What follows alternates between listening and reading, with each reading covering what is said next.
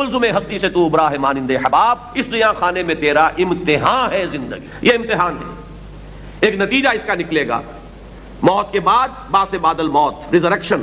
اس امتحانی وقفے میں جو کمایا، جو کھایا، جو کہا، زبان سے جو نکلا، آنکھ سے جو عمل کیا، ہر شے کا پورا پورا حساب ہوگا، مائنیوٹس ڈیٹیلز بھی تمہارے سامنے آ جائیں گی۔ یہ ہے جس کو جمع کر لیجئے، اس کا نام ہے ایمان بالآخرہ یا معاد۔ اور پھر میں عرض کروں گا جب تک اس کا یقین گہرا نہ ہو جائے، اس زندگی کو انسان محض ایک عارضی سا سفر نہ سمجھے، جیسے کہ حضور نے فرمایا کن فی الدنیا کانک غریب او عابر سبیل، دنیا میں ایسے ہو جاؤ جیسے کہ تم راہ چلتے مسافر ہو یا اجنبی ہو۔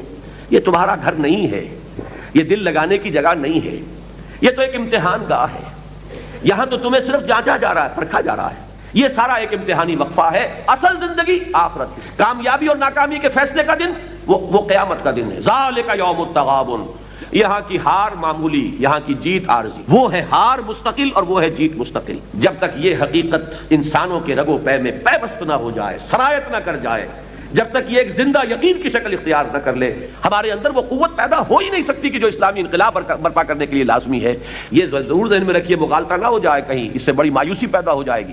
یہ کیفیت، یہ گہرائی، یہ گہرائی تمام انسانوں میں نہ کبھی ہوئی ہے نہ کبھی ہوگی۔ تمام انسانوں میں تو قیامت کے دن ہوگی، جب حقائق سب کے سامنے آ جائیں گے، بچشم سر دیکھ لیں گے۔ تمام انسانوں میں نہ کبھی ہوئی نہ کبھی ہوگی۔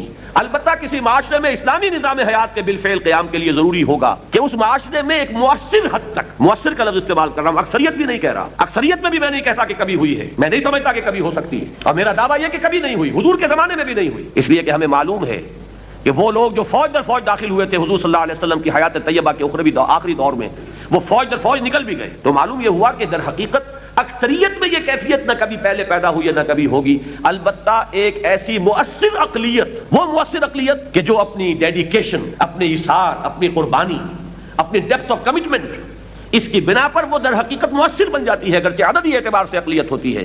جب تک اس کی کیفیت یہ نہیں ہوگی، یہ ہم خواب دیکھتے رہیں گے، ہم تمنا کرتے رہیں گے اسلام آ جائے، اسلام کا نظام حیات قائم ہو جائے، ہم مقالے پڑھتے رہیں گے اسلام کا نظام حیات کیا ہے اور کیا نہیں ہے، تقریریں کرتے رہیں گے کہ یہ اسلام ہے اور یہ اسلام نہیں ہے، لیکن یہ کہ بالفعل اس عمارت کے تعمیر ہونے کا کوئی امکان نہیں جب تک یہ فکری اساس ایک معتدب حصے میں لوگوں کے پیدا نہ ہو جائے، ایک مؤثر حد تک تعداد جو ہے اس کے اندر یہ کیفیت بالفعل برپا نہ ہو جائے۔